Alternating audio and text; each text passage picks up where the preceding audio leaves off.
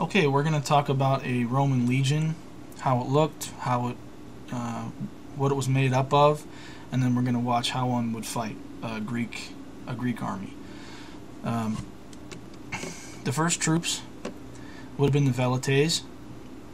They were missile troops, and they were in the front. They had spears and small shields and swords, but their main purpose was as missile troops. And so, as a army came toward them, they would start it off by throwing all their spears, or some of their spears, and then when the army got close enough, they would move to the rear and keep throwing their spears, or be held in reserve in case they were needed to fight hand to hand. The next group were the hastati.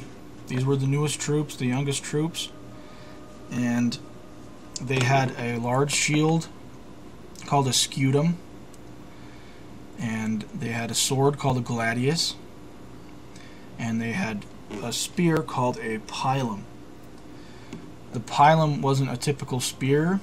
It had a wooden shaft, and then at the end it had a long, soft iron spearhead.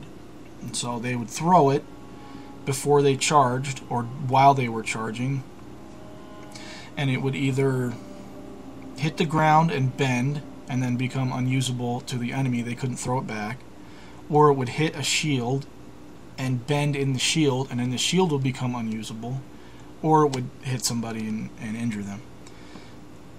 So that was what they did before they would charge. Next in the battle line were principes.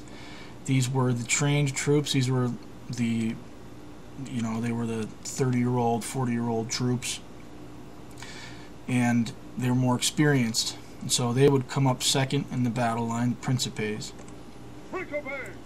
And the triarii were these were the elite troops. These were the most experienced, the best troops that they had.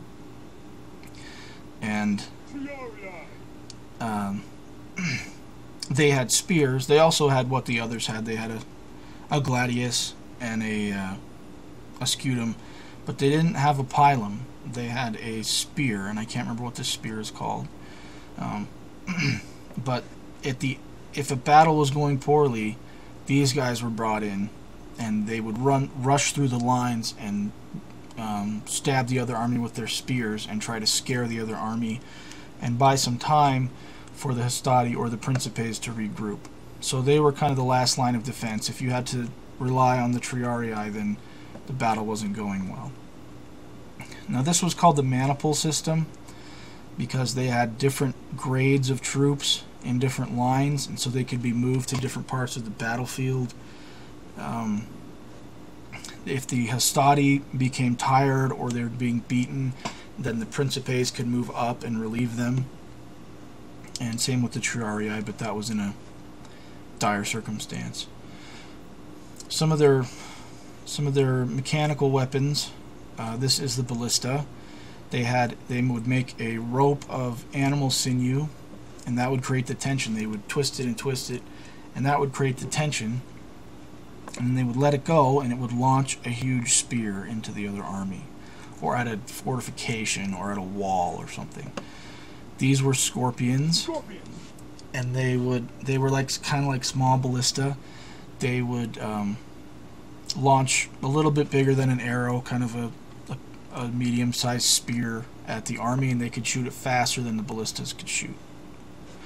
And these are basically just catapults. They're called onagers. And same idea with the sinew, and they would launch rocks. Now, a medieval cavalry is different than Roman cavalry is different than a medieval cavalry. It wasn't the main force. In some medieval armies, that was the main charging force.